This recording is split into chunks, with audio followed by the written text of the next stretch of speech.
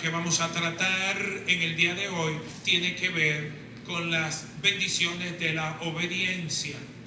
Primera de Samuel, capítulo 15, versículos 22 y 23, dice así la palabra de Dios. Y Samuel dijo: ¿se complace Jehová tanto en los holocaustos y víctimas como en que se obedezca a las palabras de Jehová? Ciertamente el obedecer es mejor que los sacrificios, y el prestar atención que la grosura de los carneros. Porque como pecado de adivinación es la rebelión, y como ídolos e idolatría la obstinación. Por cuanto tú desechaste la palabra de Jehová, Él también te ha desechado para que no seas rey. Estas fuertes palabras fueron dichas por Dios a través del profeta Samuel al rey que había sido establecido en ese tiempo, Saúl. Saúl había sido desechado. Duró un tiempo todavía siendo rey, pero en el cielo había sido destituido. ¿Por qué? Por el pecado de la desobediencia. La obediencia, de manera particular, es un tema central en toda la Biblia. Desde Génesis hasta Apocalipsis, el tema de la obediencia, esto de conocer la voluntad de Dios, de seguir la voluntad de Dios, de cumplir la voluntad de Dios, es importante. Pero mucho más importante es para nuestro Dios el que podamos poner en práctica lo que Él ha establecido en su santa y bendita palabra. En el Edén, Dios trató con nuestros primeros padres, con Adán y Eva. Él colocó la primera mujer y el primer hombre allá, en el Edén, en el huerto. Allá estando en una condición en donde se encontraban en una completa inocencia desde el punto de vista de que no había pecado. Tenían comunión permanente con Dios. Dios le había entregado toda la creación a Adán. Había colocado la creación en sus manos para que él la pudiese administrar. Y sabemos que Adán y Eva le fallaron a Dios. Ellos tenían el 99,9999999%, casi el 100% de todo lo creado para echar mano. Pero Dios, para que ellos supiesen lo que es el Rey del universo, puso un límite. Le dijo: puedes probarte todos los árboles, que había millones de árboles, pero había uno en particular que le había establecido límites. Y conmigo Dios establece límites para que nosotros sepamos y recordemos que Él es Dios. Y sabemos que Adán y Eva fallaron. Este único árbol que no podían tocar, no podían probar del fruto de ese árbol. Ellos fueron tentados por el diablo, y la metodología de Satán desde el principio utilizada, sigue utilizándola al día de hoy. Nos invita el enemigo a tomar el camino contrario al consejo divino. Es decir, que busquemos nuestra grandeza a través de nuestros propios medios. Es decir, un logro sin Dios, sin la asistencia de Dios, para que no tengamos que agradecerle a Dios. La gente al día de hoy no quiere someterse a nada ni a nadie. La gente quiere vivir el momento. La gente quiere vivir su vida bajo la mentalidad: porque me lo merezco, porque me lo he ganado, porque me da la gana, porque me lo siento. Y vivimos en un tiempo en donde no nos movemos por el dicho de Dios en su palabra, sino que lo hacemos si lo siento. O si no lo siento, voy a la iglesia si lo siento, dejo de ir a la iglesia porque ya no lo siento. Como los sentimientos son cambiantes, así nos comportamos en esas veleidades. Pero cuando la palabra de Dios es la que gobierna nuestras vidas, está por encima de nuestros sentimientos, de nuestras emociones. El cristiano bíblico está llamado a vivir conforme a aquello que le dé gloria a Dios. El cristiano bíblico sabe que todo lo que tiene, absolutamente todo lo que tiene, familia, vida, salud, recursos, todo ha venido de la mano de Dios. Su inteligencia, sus contactos, sus relaciones o su humana sabiduría quedan detrás. ¿Por qué?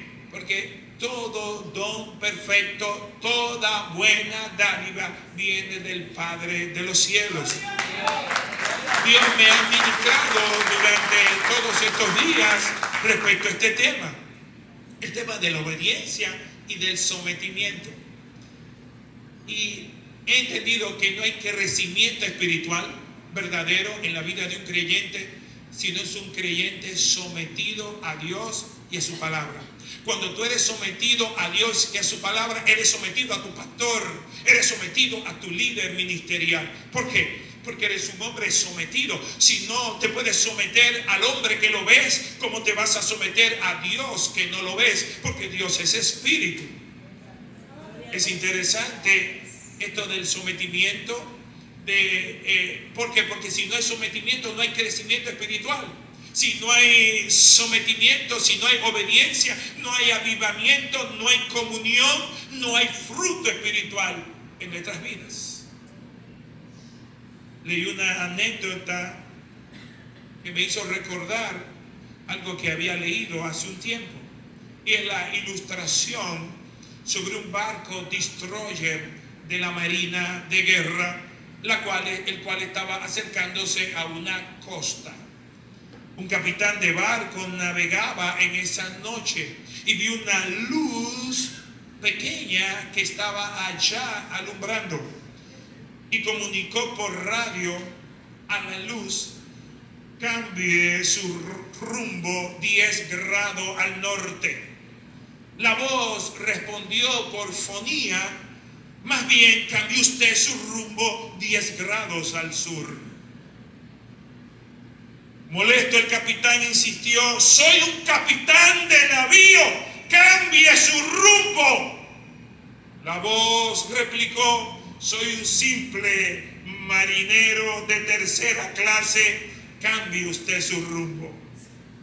Enojado, el capitán gritó: este es un buque de guerra. La voz finalmente respondió: y yo estoy en un faro, decida usted. Muchos quieren que Dios cambie su ritmo, su rumbo, para acomodarse a nosotros, a ellos. Pero Dios es como ese faro. Dios es el faro, es inconmovible. La obediencia consiste en alinearnos a Dios, no buscar, no procurar que Él se alinee a nosotros. ¿Cuántos dicen gloria a Dios? Veremos algunos aspectos importantes sobre la obediencia. El primer aspecto tiene que ver con la obediencia, la cual siempre será mejor que el sacrificio. Vayamos al texto que leímos, 1 Samuel 15:22. Nos encontramos con un rey llamado Saúl. Y el problema de Saúl no era falta de actividad, no era falta de diligencia, no era falta de entrega en el servicio, sino falta de obediencia completa a Dios. El contexto del pecado de Saúl, que está en 1 Samuel capítulo 15, en los versículos del 22 al 23, tiene que ver con la orden de Dios de destruir completamente a los amalecitas. Amalec y su pueblo era un pueblo que había atacado a Israel, se había opuesto al avance hacia la tierra prometida del pueblo de Israel. Sin embargo, Saúl, frente a la orden de Dios de acabar con los amalecitas, desobedeció al perdonar la vida del rey Agag. Pero no solamente perdonó la vida del rey Agag, sino que tomó los mejores animales, argumentando que los reservaría para los sacrificios a Dios. Se le presenta el profeta Samuel, palabra de Dios, la palabra profética de ese entonces. Y Samuel le reprocha fuertemente al rey Saúl que la obediencia es mejor que los sacrificios a Dios. Porque su rebelión, es decir, no hacer lo que Dios había dicho que él hiciera, equivalía a brujería y obstinación, sellando de esa manera su rechazo desde ese momento como rey. Tanto así que Samuel le dijo a Saúl: a partir de hoy no me volverás a ver jamás. Dejar de ver al profeta era dejar de ver la presencia de Dios. Cuando Saúl fue elegido como rey, la nación de Israel no tenía rey, era gobernada por profetas en un tiempo de jueces. Y de buenas a primeras, la nación de Israel dijo: yo quiero ser como las otras naciones, quiero tener un rey a quien reportarme. Cuando Samuel fue delante de Dios: ¿qué voy a hacer? Este pueblo quiere tener un rey. Y Dios le dijo: sí, vamos a permitirle que tenga un rey. Y cuando eligieron rey, eligieron al que tenía el mejor currículo. Saúl, impresionante, hombre de guerra, hombre de armas, tenía el mejor currículum de su época. Dice la palabra de Dios que del hombro hacia arriba nadie era más alto que Saúl. Es decir, para hablar con él había que mirar para arriba. Wow, era una figura verdaderamente imponente desde el punto de vista humano. Él era adecuado para la posición. Si fuera en este tiempo, diría que era presidenciable. Pero tenía un problemita, digan conmigo, tenía un problemita. Es un problema de carácter que lo arruinó espiritualmente. Por eso, si tú y yo tenemos problemas de carácter, hay que resolverlo. ¿Por qué? Porque un problema de carácter nos puede arruinar espiritualmente. El pecado de Saúl es que no era del todo obediente a Dios. El pecado de Saúl fue el mismo que cometemos muchos de nosotros, y se llama, escríbelo si llevas anotaciones, obediencia parcial. ¿Qué significa obediencia parcial? Lo veremos más adelante en detalle, pero le adelanto que tiene que ver con hacer algunas cosas bien algunos días y otras veces no hacerla completamente así en otros días. Ser selectivo en el obedecer. Obedezco algunas cosas, pero otras no. El pecado de Saúl le trajo gravedad a él y a su familia. Cortó todo su linaje para ascender en el paso de la realeza. Él entregó a Dios parcialmente, tal como nosotros entregamos parcialmente nuestro tiempo, nuestra vida, nuestros recursos. Nos limitamos y no le queremos dar el todo a Dios, y Dios no está interesado ni el 25%, ni el 50%, ni el 75%, ni el 99%. Dios quiere el 100% de nosotros, y a su nombre. Hay gente, hermano, que le gustan pellizcar a Dios y a lo de Dios. Digan conmigo: pastor, ¿y qué es eso de pellizcar?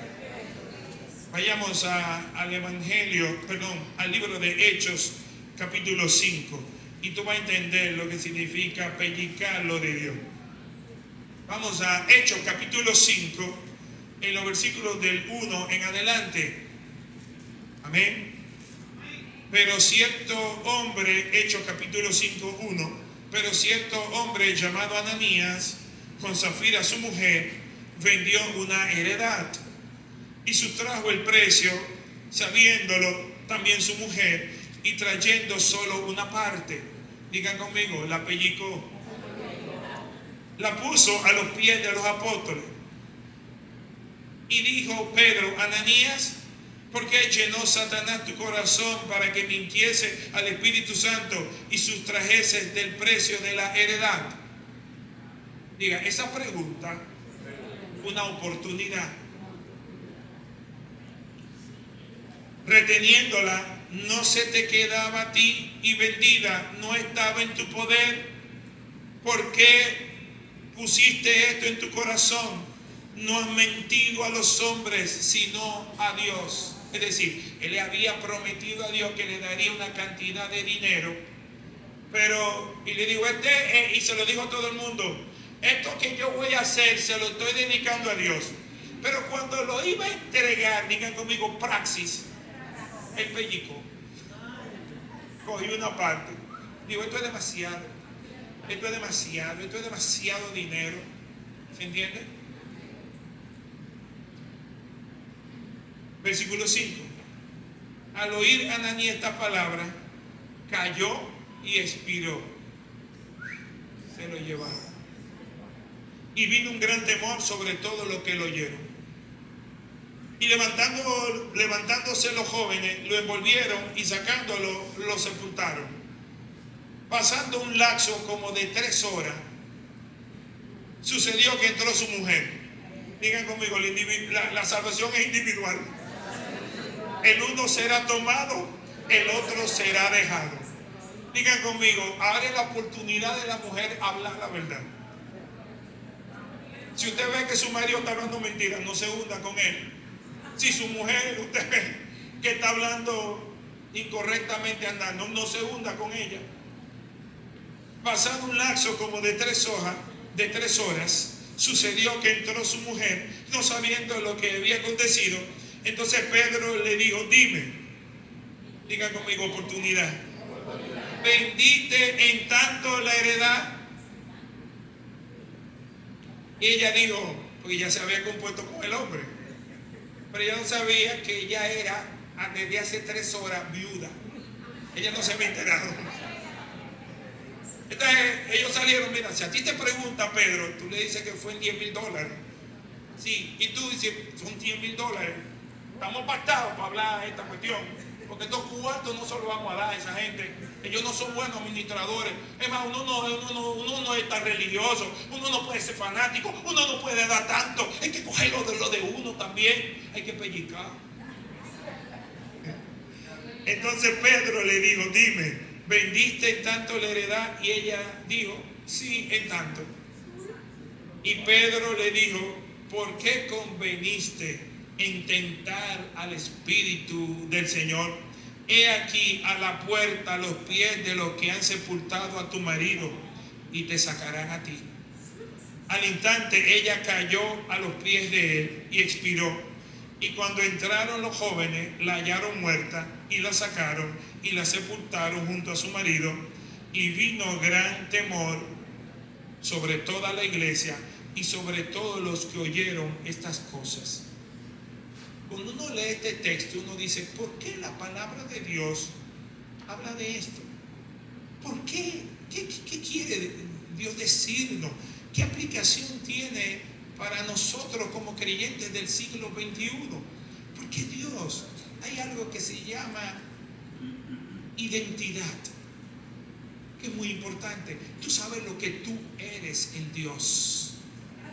Y otra cosa importante, después que tú tienes identidad de quién tú eres, es saber que Dios nos pide andar en integridad, como un pañuelo blanco, que de un lado se ve blanco y cuando lo ponemos al revés se sigue viendo blanco.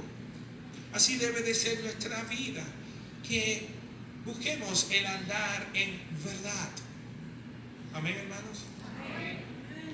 Dios demanda, hermanos, el 100% de nosotros. Pero para esto no podemos tratar de manipular a Dios y a su palabra y querer hacer conforme a nuestro propio criterio. Porque hay caminos que al hombre le parecen correctos, pero su fin es fin de muerte. Hermano, nosotros no estamos bregando con el hombre, nosotros estamos bregando con un Dios santo. un Dios celoso. Debemos de tenerle temor a ese Dios santo. Dios permitió que esa historia permaneciese. Primero porque Él quería establecer principios en esta iglesia que estaba naciendo, incipiente, para que hubiera entendimiento de la autoridad apostólica. De que, hermanos, cuando nosotros le mentimos a Dios, siempre hay consecuencias. Y alguien pudiera decir, pensar, pastor, yo he cometido pecado, yo he mentido y no me he muerto, sigo vivo, sigo vivo, sigo vivo. Es cierto, sigue vivo para los hombres, pero está muerto delante de Dios. Hello. Hay una iglesia en Apocalipsis que Dios le dijo, a ti que te crees que está viva y está muerta. En resumen, el gran enemigo de la obediencia no es siempre la rebeldía abierta, es la obediencia parcial, hacer algunas cosas bien, pero otras no. La obediencia parcial es igual a la desobediencia total, porque como pecado de adivinación es la rebelión y como ídolos e idolatría la obstinación. Saúl obedeció en un 90%. Pero Dios demandó de él el 100%. La desobediencia a Dios y a su palabra se conoce como rebelión. Hermano, Dios no negocia la obediencia. Me gusta la ilustración que encontré preparando este mensaje. Hay una madre que le dice a su hijo, hijo, lava los platos. Te toca hoy lavar los platos. Y el hijo se para de su asiento, de lo que estaba haciendo, y comienza a barrer toda la casa, limpia toda la casa, limpia el baño, saca la basura, pero no lava los platos. ¿Obedeció? No. ¿Por qué? Porque al final él hizo lo que le dio la gana. Él sirvió, pero no obedeció. Fue una obediencia parcial. Así somos nosotros. Y Dios nos dice, quiero tu corazón obediente. No quiero tus justificaciones. Por favor, no me venga con tus excusas. Las excusas se las cree el que las dice. Él sabe lo que precede a nuestras excusas. Hello. Hermano, ya hay aplicaciones para nosotros. ¿Por qué? Porque a veces queremos negociar con Dios. Por favor, no trate de negociar con Dios. Cumple lo que Él dice, punto. Obedece. Si Él dice que hay que congregarse, ¿qué te toca? Congrégate. No te justifiques. Dios no es como los hombres. Los hombres se pueden creer tus historias, pero Dios no. Hay gente que dice, yo voy a la iglesia, pero ir a la iglesia no sustituye el obedecer. Hay gente que dice, yo doy ofrenda, pero ofrendar no sustituye el obedecer. Hay gente que dice, yo sirvo en un ministerio, pero servir en un ministerio no sustituye el obedecer. En la segunda fila de acá se sientan 6 niñas, adolescentes hermosas. ¿Cuántos saben que son hermosas? Ellas tienen en común un denominador, que son lindas y que danzan. La única niña que le voy a decir que no se pare es la hermana Josefina. Ustedes las 6 párense.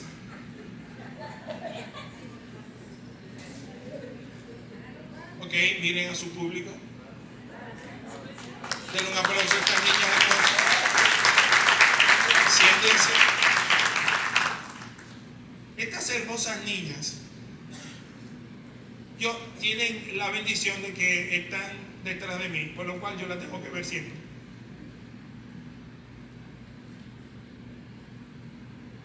Y a mí me gustaría que sus vidas, cuando están danzando, sean igual. Cuando uno está danzando, está aquí en el púlpito, está expuesto. Y uno puede montarse hasta en un personaje, ¿sí o no? Siendo pastor, predicador, adorador, danzador, lo que sea que termine en oro. Hermano, pero nuestra vida cristiana comienza no cuando estamos aquí arriba, cuando bajamos. ¿Entienden? Piensa en un adorador, en alguien que está aquí adorando y de buenas a primera acá está animando a la iglesia, pero cuando se sienta se pone a hablar con otro, mientras otro, cuando no le toca adorar, que no le toca servir, que no le toca estar en su personaje, ¿me están siguiendo? Que está en los bleachers, que está ahí atrás donde ya no está expuesto, a la hora de adorar, no me importa porque no soy yo que estoy adorando y me voy a poner a ver el celular o a hablar con alguien o a distraerme. ¿Realmente esa persona es un adorador? No lo es. Simplemente está con una bonita voz montado en un personaje. Venga conmigo, es triste. Si esas niñas, su padre, su madre, los líderes, le enseñan que lo más importante es cuando ellas están danzando y no que sean auténticas cuando no están danzando. ¿Qué significa ser auténtica en su vida práctica? Que cuando se esté adorando, levante sus manos, no porque alguien le levante las manos, sino porque el Santo Espíritu que mora en ella las impulsa a adorar al Dios que adoran. ¿Se entiende? Entonces, estamos viviendo el evangelio que no se practica. La danza, el teatro, la pantomima, las canciones, todo eso se practica. Y se practica porque queremos que salga bien. Pero cuando nos bajamos, el Espíritu Santo de Dios quiere que salga bien nuestra vida íntima, en nuestra intimidad con Dios. ¿Cuántos dicen gloria a Dios? Dios quiere obediencia antes que el servicio que nosotros le demos a Él. Tal y como vimos el año pasado, primero ser y luego hacer. No quiere decir que hacer es malo, no, es muy importante pertenecer a un ministerio. Pero hay de aquellos que están en un ministerio, pero no son, porque están perdiendo su tiempo.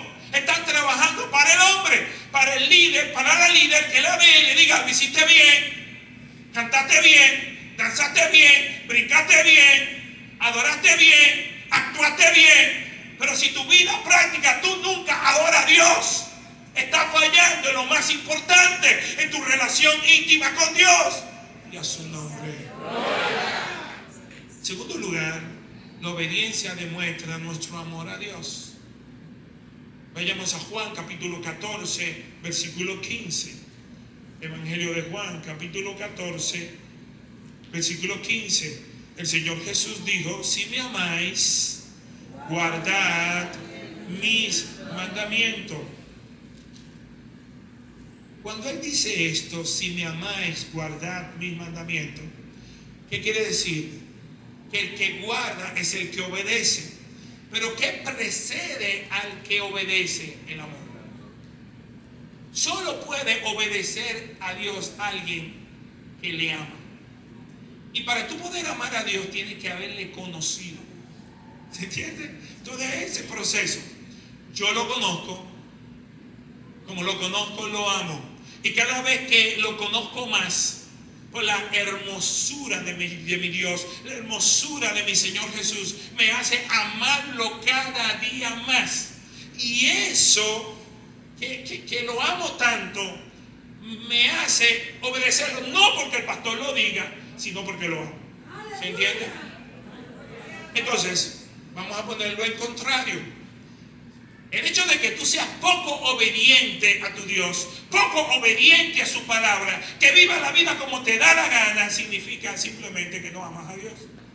O no lo amas lo suficiente, o no lo amas como corresponde. ¿Alguien puede decir gloria a Dios? Y el que está a tu lado, ahora entiendo. Él no dice: si me amas, canta fuerte. Él no dice: si me amas, danza duro. Él no dice: si me amas, pertenece al coro o a tal ministerio, él dice: si me amas, obedece. Hermanos, hay una ilustración de una esposa que puso a pensar a su esposo. ¿Cuántos son esposas aquí? Una esposa le pregunta a su esposo: ¿me amas? El esposo responde en automático: claro que sí. Ella no se queda así contenta, satisfecha, y le dice de nuevo: ¿me amas? Y él responde igual en automático: claro que sí. Ella insiste: ¿y por qué nunca haces lo que te pido? ¿Por qué haces exactamente lo contrario a lo que te pido? Y sabes que me disgusta. El esposo se pone el traje religioso de autojustificación y le contesta: no entiendo. Los hombres, cuando dicen no entiendo, están entendiendo bien, pero se quieren hacerlo los locos. No entiendo. Entonces viene y los hombres contestan a la pregunta con otra pregunta. ¿Cómo así? Y las mujeres están viéndole, diciéndole: ¿tú crees que yo soy estúpido? No entiendo. ¿Cómo así? Entonces viene ahora la defensa de los hombres en su machismo. Yo te doy dinero y te mantengo de un todo. Tú estás como una princesa aquí. La esposa contesta: tú siempre quieres hacer tu voluntad. Termina la expresión. Imagínate que tengamos una relación con Dios, porque hay un símil, Efesios, en donde dice que el marido debe de amar a su mujer como Cristo amó a su iglesia. Entonces, lo que sí podemos entender es que el amor real se demuestra con acciones, no con palabras. Dios, asimismo, no desea declaraciones vacías de nosotros, sino obediencia práctica. Dios probará siempre nuestra obediencia, al igual que lo hizo con el profeta Jonás, que no quería ir a predicar a Nínive, pasó muchísimo trabajo y al final tuvo que hacer la voluntad de Dios. Hay ejemplos bíblicos de gente que decidieron obedecer a Dios motivada simplemente por el amor a Dios. Cuando vamos a Génesis capítulo 22 nos encontramos con Abraham, el padre de la fe. Le habían prometido descendencia y tuvo descendencia siendo un anciano bien entrado en edad, con una mujer estéril bien entrada en edad. Y este hombre le da un hijo y le dice que su descendencia serán como la arena del mar, y esa descendencia iba a venir a través del hijo de la promesa, a través de Isaac. Y unos años después el muchacho tiene alrededor de 14 años, 13, 14, 15, 16 años, y le dice: vamos a sacrificar a Dios, vamos a preparar holocausto para Dios, vamos a adorar a Dios en el monte. Y se lleva al muchacho, y el muchacho en el camino, si se va a preparar holocausto es porque se va a llevar un carnero, y le dice a su papá: ¿y dónde está el carnero? Y el papá declara una palabra a través de su boca: Dios proveerá. Y él lo está haciendo en obediencia, porque Dios siempre prueba nuestra obediencia. ¿Y sabe lo que es? Que pedirte que tú sacrifiques. No es que tú tienes 10 hijos y te dicen: oye, sacrifica uno y te quedan 9. No, ese es el único que tú tienes. Y Abraham en obediencia fue. Y sabemos cómo terminó la historia. Dios no permitió, cuando él había tenido el cuchillo en alza para sacrificar a su hijo en obediencia a Dios, Dios no lo permitió. Dios no permitió que el hombre sacrificara a su propio hijo, pero Dios sí sacrificó su propio hijo por amor a nosotros, y espera que nosotros respondamos en amor a su acto de amor. David obedeció aun cuando fue confrontado por el profeta Natán. María dijo: hágase conmigo conforme a tu palabra, cuando fue visitado por el ángel en Lucas 1:38. Todos esto que yo he mencionado, tenían en común ¿qué cosa? Amaban a Dios más que sus pertenencias. Amaban a Dios más que todo lo que tenían. Amaban a Dios más que a su familia. Amaban a Dios más que a sus recursos. Hermano, cuando tú llegas a un nivel donde tú amas a Dios más que tus recursos, no te duele dar lo que sea para Dios. Cuando tú estás calculando, no voy a dar tanto, tú tienes un problema de idolatría. Cuando tú calculas si da o no da para Dios, tú tienes un problema de obediencia parcial. Mire, hermano, yo lo he dicho muchas veces. Yo conozco en estos 25 para 26 años como pastor muchos tipos de vida. Y el primer ejemplo de pecador lo tengo cerca, a mí mismo. Pero he visto en este caminar muchos tipos de creyentes. Gente que se habla mentira a sí mismo y tratan de hablarle mentira al pastor, pero peor, quieren tratar de hablarle mentira a Dios, que es lo peor. Gente que cuando ganaban 5,000 pesos eran fieles ahí. Una fidelidad absoluta. ¿Por qué? Porque estamos hablando de 500 pesos. Cuando ese mismo Dios los puso a ganar 100,000, ya se pensaban que 10,000 era demasiado y había que seguirle dando a Dios. Lo que le subieron a Dios fueron 700, 800 pesos. ¿Se entiende? O sea, gente que ganaba muy poquito, Dios la pone a ganar mucho y se encuentran poco lo que hay que darle a Dios. Pero Dios te ha dado muchísimo y a su nombre. Dile que está a tu lado, sé fiel. Díselo fuerte, agárralo por el brazo y dile, sé fiel a tu Dios que te ha prosperado, que te ha enriquecido, que te ha dado recursos. No seas miserable con Dios. Hermano, obediencia parcial es usted agarrar un sobre, ponerle ese sobre diezmo y usted ganar 100,000 y entregar un diezmo de 500. A mí no es que me están engañando, es a Dios. Hermano, tenemos que saber que estamos bregando con un Dios santo. Y te dirá, pastor, ¿y por qué usted no lo encara?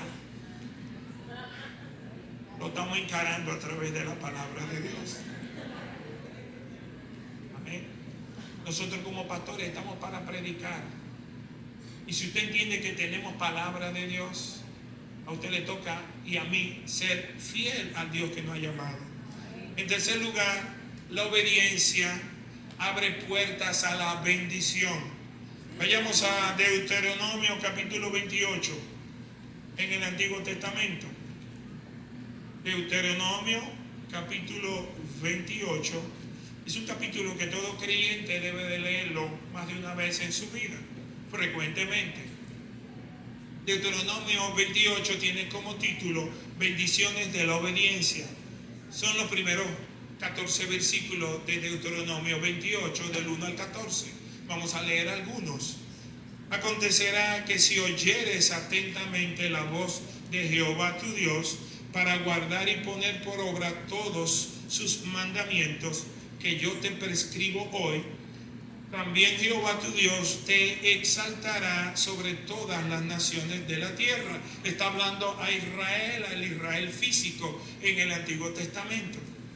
Y vendrán sobre ti todas estas bendiciones y te alcanzarán si oyeres la voz de Jehová tu Dios. Bendito serás tú en la ciudad y bendito tú en el campo. Pueden leer conmigo desde el versículo 3. Bendito serás tú en la ciudad y bendito tú en el campo. Bendito el fruto de tu vientre y el fruto de tu tierra, el fruto de tus bestias, la cría de tus vacas y los rebaños de tus ovejas. Benditas serán tu canasta y tu arteza de amasar. Bendito serás en tu entrar y bendito en tu salir. Jehová derrotará a tus enemigos que se levantaren contra ti. Por un camino saldrán contra ti y por 7 caminos huirán de delante de ti. Jehová te enviará su bendición sobre tu granero y sobre todo aquello en que pusieres tu mano, y te bendecirá en la tierra que Jehová tu Dios te da. Amén. Hermanos, quiero decirte que Dios está muy dispuesto a bendecirnos. Si algo yo he aprendido a lo largo de todo este caminar es que el Espíritu Santo honra nuestros deseos. Si alguien me puede preguntar cómo así, yo le diré.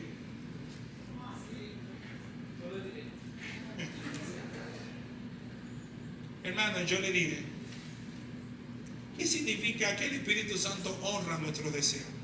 Si nosotros tenemos deseo de ser fieles a Dios, el Espíritu Santo nos ayuda. Si nosotros tenemos deseo de meternos con Dios, el Espíritu Santo nos ayuda, porque Dios da semilla al que siembra. Si nosotros decimos, Señor, yo no sé, ayúdame. Señor, yo quiero, no sé cómo comenzar, pero yo quiero ser más espiritual, quiero ser más santo, quiero ser más respetuoso, quiero ser más fiel a ti. Cuando tú vas en sinceridad delante de Dios, el Espíritu Santo dice, yo estoy aquí para ayudarte. Entonces, el Espíritu Santo honra nuestro deseo. ¿Y qué pasa cuando con nuestras actitudes decimos, no quiero ser fiel completamente, quiero tener una parte en el mundo, otra parte en la iglesia, no quiero dejar a mi juntilla, no quiero dejar a mis amiguitas, a mis amiguetes del mundo, quiero estar en la iglesia, pero no perderme nada del mundo? El Espíritu Santo también honra tus deseos y dice, está bien, yo lo que voy a hacer es que voy a estar en modo hibernación. Si yo cierro este iPad, ella entra ¿en qué? En hibernación. Se duerme, se apaga. Por eso dice la palabra, no contristéis al Espíritu Santo de Dios. Es decir, nosotros tenemos la capacidad de apagar al Espíritu Santo de Dios, de silenciar. Así como usted coge un radio y lo puede subir de volumen, usted puede al Espíritu Santo bajarle el volumen. Y el Espíritu Santo, que es un caballero, sé que cuando nos damos un yaguazo que decimos, ay Dios, entonces estamos abriendo de nuevo el volumen al Espíritu Santo. ¿Se entiende? En el Antiguo Testamento, yo hablaba semanas anteriores sobre los medios de gracia y recordaba boa, Biblia, oración y ayuno.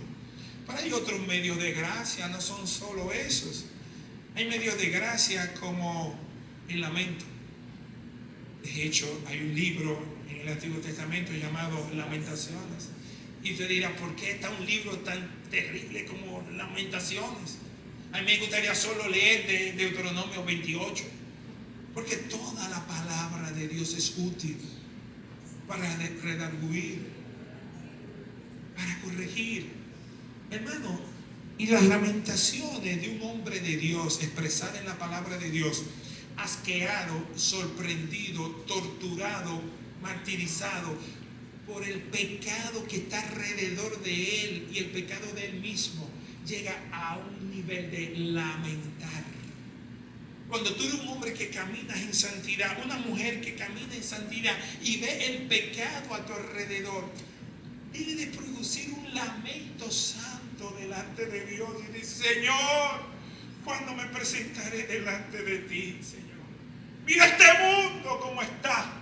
Mira, Señor, estoy asqueado del pecado que está alrededor mío, pero también estoy asqueado de mi propia capacidad de pecar y de ofenderte. ¿Se entiende lo que significa el lamento santo? Otro medio de gracia es el retiro. No estoy hablando de los retiros que hacemos en la iglesia, de retiros personales, de retirarnos con Dios. Todas las historias de los generales de Dios, de gente muy de Dios, tuvieron jornadas de oración intensa y tomaban un día al mes para retirarse con Dios. Se iban a un monte. De hecho, Cristo nos dejó ejemplo. Él se retiraba al monte con el Padre. Es un medio de gracia. Entonces tenemos la ayuda del Espíritu Santo para poder ser trabajado, procesado. Hermano, la obediencia abre puertas a la bendición cuando nos decidimos ser fieles. Y alguien dirá, pero pastor, yo tengo carro, jipeta, empleo, negocio, dinero en el banco, me ha ido bien y no he sido 100% fiel. Yo le contestaré, imagínate lo que tú has logrado siendo infiel. ¿Qué hubiera pasado si hubiera sido fiel? estuviera mucho más lejos. Fuera un gran instrumento de bendición, no solamente para ti y para tu familia, sino para muchos. Pero no podemos negociar con Dios diciendo yo le doy una limosna a fulano y con eso ya yo soy cristiano. No, sé fiel a Dios en todo, con tu tiempo, con tus recursos, con todo. Bendito serás en la ciudad, bendito en el fruto de tu vientre. Jehová derrotará a tus enemigos. La obediencia no compra la bendición, pero nos mete, nos abre al camino de la bendición. Dale una palabra al que vivir reina. Pedro en Lucas 5 nos dice que estaba pescando con los discípulos toda la noche, hasta que llega Cristo y le dice: boga mar adentro y echa vuestras redes. Él tenía dos opciones: o cumplía o no cumplía. Pero él decidió cumplir, aunque estaba cansado, aunque tenía 8 horas. Usted sabe lo que tirar una red pesada y volverla a recoger, y tirarla y volverla a recoger. Eso trae agotamiento. Sin embargo, él obedeció. Y vimos la pesca milagrosa. Maestro, toda la noche hemos trabajado, pero en tu palabra echaré la red. El resultado: una pesca sobreabundante.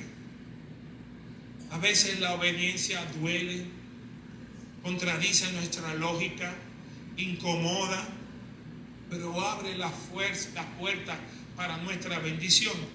Dios bendice a la obediencia aun cuando no entendamos. Noé construyó un arca sin nunca haber visto llover. Toda lógica rompiendo. Josué rodeó Jericó cuando parecía un plan ridículo. Eliseo mandó al general Naamán a bañarse 7 veces en el río Jordán. Pero ¿por qué no lo sanó en el primero? No, 7 veces, porque es propósito de Dios. Porque Dios no solamente te va a dar milagros, sino que va a trabajar con nuestro carácter. Nuestro carácter necesita ser procesado. Tú no has llegado al cielo. Tú y yo tenemos muchas situaciones todavía que sanar, que reparar. Somos gente fallida, gente que fallamos, gente que no estamos totalmente preparados para ir al cielo. La obediencia suele parecer ilógica antes de que se vea el milagro. En última instancia, la obediencia requiere fe, humildad y renuncia. ¿Fe para qué, pastor? Fe para confiar en la palabra de Dios, aunque no sepamos el resultado. Hermanos, muchas veces me ha tocado como pastor enfrentar al hermano. Ese hombre no conviene, matarile el león. Y a usted le duele en la carne, pastor, pero es que me gusta. Sí, pero es que no solamente que te guste, o que sea una buena persona, o hasta que sea cristiano, o dique cristiano. Es que realmente sea el hombre o la mujer de Dios para tu vida. En segundo lugar, humildad. Humildad para someter nuestras ideas a las de Dios. Dice el Proverbios 3:5. Fíate de Jehová de todo tu corazón. Si no nos apoyemos en nuestros propios pensamientos, en nuestra prudencia. Y en tercer lugar, renunciar a todo aquello que nos estorba. Hermano, Dios no le va a pedir a todos lo mismo. Hay momentos donde Dios me ha pedido cosas establecidas. Dios me ha dicho así mismo: no quiero que el próximo día, semana, me veas televisión. No quiero que veas Netflix. ¿Se entiende? Quiero que dejes esto. Yo no le digo que ustedes lo hagan, estoy hablando del trato de Dios conmigo. Dios sabrá lo que te pide a ti que tú dejes. Que ayunemos de actividades que no convienen a nuestra alma, que no son necesariamente pecaminosas, pero no convienen a nuestra alma. ¿Alguien puede decirlo? ¿Entiendo? Hermanos, Dios quiere lo mejor para nosotros. Hermanos, pero los discípulos que siguieron a Cristo tuvieron que dejar cosas. Los discípulos dejaron las redes, y no las redes sociales, las redes físicas de pecar. Dejaron la mesa de los impuestos, todo, para seguir a Cristo. Si Cristo viniera y te dijera: deja todo, tu negocio, todo. Ay, Dios, ¿y con qué mantengo mi familia? con que mantengo a mi abuelita. ¿Se entiende? Hermano, hay dos formas de Dios bregar. O te pide que Él sea el primero, o Él se impone siendo el primero. ¿Qué pasa si Dios nos dice, entrégame el colmado? Hermano, nosotros tenemos dos vías: entregarle el colmado. Porque Dios o le entregamos el colmado, o hace que tengamos que vender el colmado para Él ser el número uno en nuestras vidas. Y cuando digo colmado, estoy hablando de trabajo, de empleo, de negocio, de lo que sea. ¿Entiendes? Porque Dios es un Dios celoso, santo. Quiero terminar diciéndote que es importante que también seamos obedientes en nuestros pensamientos, porque muchas veces pecamos en nuestros pensamientos y sabemos que Cristo llevó el pecado aún a nuestros pensamientos. Ponte el dedo aquí en la sien y di: Cristo llevó el pecado al campo de la mente. Hay veces que nadie nos ve pecando físicamente, pero estamos pecando en nuestra mente. Hay obediencia que se tiene que dar en la familia. Esposos que están llamados a amar como Cristo amó. Esposas que están llamadas a respetar a sus maridos. Hay mujeres que se equivocan y dicen: aquí lo más importante son los hijos. No, no. El marido y los hijos. Alguien puede decir: ay. Un matrimonio bien avenido siempre respetará la figura del sacerdote de la casa. Mi esposa, cualquier decisión importante, esperen hasta que su papá llegue. Eso se llama darle el lugar al sacerdote de la casa. ¿Se entiende? No porque el sacerdote es un tirano, sino para que haya una imagen de respeto en el seno del hogar. Las mujeres demandan amor, los hombres demandan respeto.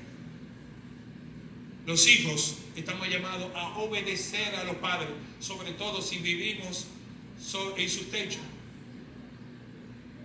La obediencia, hermano, nos lleva a ser santos.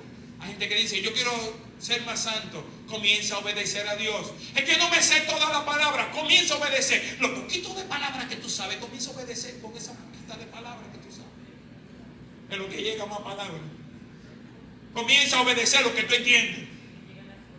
Comienza a obedecer lo más fácil. Yo cuando llego como pastor acá a la iglesia, digo: ¿y dónde están todos estos hermanos que todavía están en su casa? Que yo sé que van a llegar, pero han decidido llegar tarde. Alguien puede decir: ay. Si usted llegó después de las 9:30, diga: ay. Usted está invitado. ¿Por qué no nos podemos proponer llegar temprano el próximo domingo? Señor, yo quiero honrarte decidiendo llegar temprano, aunque me tenga que levantar el domingo más temprano. Si te levantas a las 8, levántate a las 6. Si te levantas a las 7, levántate a las 6. Si te levantas a las 6, llega tarde, levántate a las 5. Pero honra a tu Dios, bendice a tu Dios, porque Él se merece lo mejor, no merece la sobra. Él es el primero, Él está llamado a ser el número uno. Si el presidente de la república te convoca, tú le vas a llegar tarde. No, porque es el presidente. Dios es superior al presidente. Él es Rey de reyes y Señor de señores. Y es su nombre. El próximo domingo vamos a ver los que llegan tarde. Ya tú tienes una palabra, tienes que cargar con esa palabra. Vamos a ver si tú obedeces en cosas sencillas. Si no puedes obedecer en tan sencillo como llegar temprano al culto para Dios. Hay gente que calcula: no, ahora están en la oración inicial. No, ahora está el pastor leyendo el salmo. No, yo me voy a quedar más tarde. ¡Carnal!